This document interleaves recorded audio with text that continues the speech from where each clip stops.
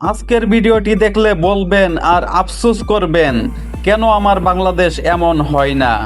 আজকের বড় খবর এসেছে নেপাল থেকে, যা রাজনৈতিক অঙ্গনে তোলপাড় সৃষ্টি করেছে। নেপালের শ্রমমন্ত্রী দীপক কুমার সাহাকে তার পদ থেকে বরখাস্ত করেছেন দেশটির প্রধানমন্ত্রী। কারণটা শুনলে অবাক হবেন।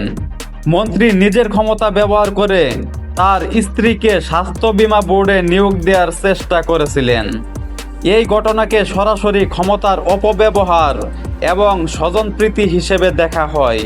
সরকারি তদন্তে বিষয়টি প্রমাণিত হওয়ার পরই দ্রুত সিদ্ধান্ত নেওয়া হয়।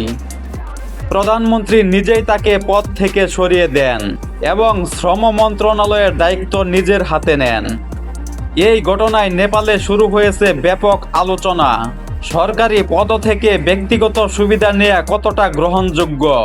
বিশেষজ্ঞরা বলেছেন এটি একটি কঠোর বার্তা যে ক্ষমতার অপব্যবহার কোনোভাবেই সহ্য করা হবে না। বন্ধুরা, বাংলাদেশের রাজনীতির প্রেক্ষাপটে বিষয়টি আপনি কিভাবে দেখছেন?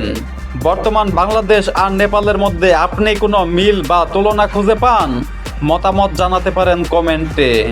সবশেষে বলা যায়, ক্ষমতা যতই বড় হোক, নিয়ম ভাঙলে তার পরিণতি ভোগ করতেই হবে।